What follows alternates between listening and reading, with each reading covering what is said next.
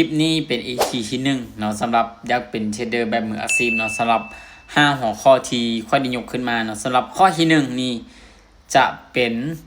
เบิ่งตลาดให้เป็นเนาะแล้วก็ค่อยจะเฮ็ดแบบละเอียดไปแต่ละ EP เป็นแต่ละหัวข้อไปเนาะสำหรับหัวข้อต่อไปเป็นการติดตามคลิปต่อไปเลยเนาะสำหรับในการที่เฮาเบิ่งตลาดให้เป็นเนาะจะเบิ่งตลาดแบบใดนี่จะเป็นการที่ว่า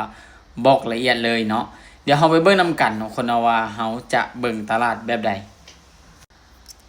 สำหรับในการเบิ่งตลาดให้เป็นนี่เนาะจะเป็นแห่งเทียนที่เอามาให้เบิ่งด้วยเฉพาะเลยเนาะคนเนาะคือเราจะเบิ่งตลาดแบบใดแล้วก็ตลาดที่เราจะควรเข้าหรือบ่ควรเข้าเนาะซึ่งแน่นอนเนาะให้เราเนี่ยเบิ่งในตลาดในปัจจุบันเนาะเพราะว่าแน่นอนเนาะทุกคนที่เข้ามาเนี่ยก็ต้องการที่อยากจะเทรดสร้างกำไรเลยเนาะซะเราต้องเบิ่งในลักษณะของตลาดให้เป็นเนาะ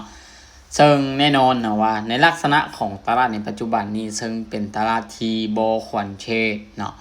แล้วก็ตลาดแบบใดจึงบ่ควรเทรดเนาะให้แต่ละคนนี่สังเกตเบิ่งจากลูกศรของมันนี่เห็นบ่ลูกศรของมันนี่อยู่ไสเนาะอันนี้เฮาเบิ่งจากไสเนาะเฮาจะเบิ่งจากตัวนี้เนาะคนเนาะเห็นบ่ตัวนี้เนาะเห็นบ่เบิ่งจากจุดนี้เนาะจุดนี้นี่เป็นแบบใดเห็นบ่สังเกตเบิ่งเนาะตลาดเริ่มที่จะมีแฮงซื้อแฮงขายเนี่ยกดดันราคากันเนาะเฮ็ดให้ตลาดนี้บ่หุ้นเที่ยงฉะนั้นลักษณะของตลาดแบบเนี้ยถามว่าเฮาเข้าได้บ่ก็ต้องศึกษาเบิ่งเนาะคนเนาะเข้าได้แต่ว่าคันถ้าว่าอยากให้แนะนำนี่อยากให้เทรดเป็นแนวโน้มเนาะซึ่งแน่นอนว่าการที่เราเบิ่งลักษณะของตลาดปัจจุบันนี้ตลาดเป็นแบบใดแน่นอนเนาะตลาดในปัจจุบันนี้ตลาดจะเป็นแนวโน้มเนาะซึ่งตลาดแนวโน้มนี้เราจะเบิ่งแบบใดนี่เนาะมาเบิ่งนี่นำกันเนาะอันนี้คือตลาดที่เป็นแนวโน้มเห็นบ่ปัจจุบันนี้ตลาดกำลังเป็นแนวโน้มขาขึ้นแล้วก็อยากมีแห่งเช่นสลับเนาะฉะนั้นในลักษณะแบบเนี้ยเนาะเฮาบ่ควรที่จะเข้าดีก่อนเนาะคันว่าอยากจะเข้านี่อยากให้มันเป็นเชนเนาะแบบงามๆนี้มันจะโอเคหลายก่อนเนาะเดี๋ยวเฮาไปเบิ่งลักษณะของตลาดที่เฮาควรเข้ากันดีก่อนเนาะซึ่งถือว่าในกราฟของเหรียญชุยนี้ก็ถือว่ายังได้อยู่เนาะคนยังได้อยู่ยังสามารถที่ว่าจะเข้าได้เพราะว่าอย่างให้เฮามาเบิ่งตามลักษณะของตลาดในปัจจุบันเนาะลักษณะของตลาดในปัจจุบันนี้เป็นแนวโน้มแนวโน้มขาขึ้นเนาะขาขึ้นมาแบบนี้เนาะขาขึ้นมาแบบนี้ลักษณะของมันเป็นแนวโน้มขาขึ้นเนาะขาขึ้นแน่นอนเนาะในเมื่อที่มันลงมาเอาคนเนาะยกเส้นตัวอย่างมันขึ้นมาฮอนนี่ปึ๊บแล้วก็ลงมานี่ปึ๊บมันนี่ปึ๊บขึ้นมาบนฮอนนี่ปึ๊บเนาะแล้วก็ลงมาเนาะ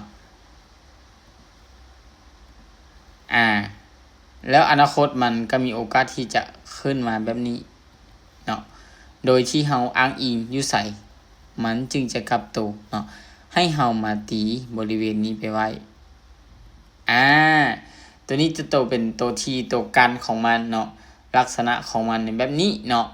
แล้วก็เบิ่งเนาะคนเนาะคันหากว่ามันหลุดโซนอันที่เฮาตีไว้เนี่ยเนาะหลุดโซนที่เฮาตีไว้แล้ว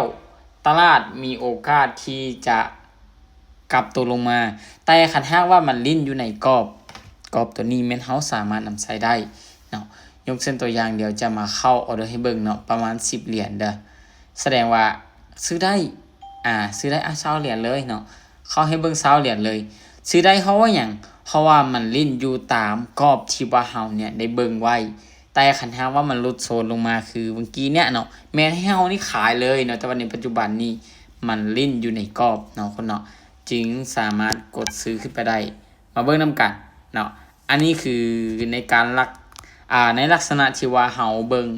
ตลาดให้เป็นเนาะมาเบิ่งนำกันว่ามันจะสามารถปิดได้บ่ สวยงามเนาะสวยงามเลยคนเนาะแต่ในเมื่อใดที่มันออกจากกรอบที่ว่าเฮาตีไว้แล้วเนาะมันออกกรอบที่เฮาตีไว้แล้วแม่นให้เฮานี่เบิ่งลักษณะของตลาดนี้ปรับเปลี่ยนทีเลยเนาะคือออเดอร์นี้คือกันเนาะคันถ้าว่ามันลงมาบ่กายเนี่ยเนาะออเดอร์ต่อไปเฮาก็สามารถที่ว่าจะซื้อไปได้ มันจะแล่นอยู่ตามกรอบของเฮาจนกว่ามันจะมาตามเส้นตัวนี้เพราะว่าหยังเฮาจะอ้างอิงจากจุดบริเวณนี่เห็นบ่คนเนาะจุดบริเวณนี้เป็นหลักเนาะฉะนั้นเนาะคนเนาะการเทรดเนาะมันมีได้มีเสียปกติอยู่แล้วเนาะฉะนั้นทางที่ดีก็ควรบริหารชินเข้าไปช่วยเนาะคนเนาะสำหรับแนวทางในการที่ลักษณะในการเบิ่งตลาดให้เป็นเอาไว้คร่าวๆประมาณนี้ก็คือว่าค่อนข้างที่จะละเอียดแล้วว่าในลักษณะของตลาดแบบใดบ่ควรเข้าเนาะก็คือแบบนี้เลยเนาะคนเนาะลักษณะของตลาดบ่ควรเข้าก็มีหลายเนาะคนเนาะก็เอามาให้เบิ่งคร่าวๆในประมาณนี้เนาะก็ค่อนข้างที่จะละเอียดแล้วเนาะสำหรับลักษณะของตลาดที่บ่ควรเข้ากะเบิ่งในจุดนี้ก็ได้คือกันเนาะจุดนี้ก็ได้คือกันเห็นบ่ลักษณะแบบนี้เนาะแม่นเฮาบ่ควรเข้าเนาะคนเนาะสำหรับ EP นี้เอาไว้ประมาณนี้ก่อนเนาะสำหรับ EP ต่อไปแม่นจะมาเบิ่งว่าอินดิเคเตอร์ที่เฮาเอามานำใช้นี่มันช่วยอีหยัง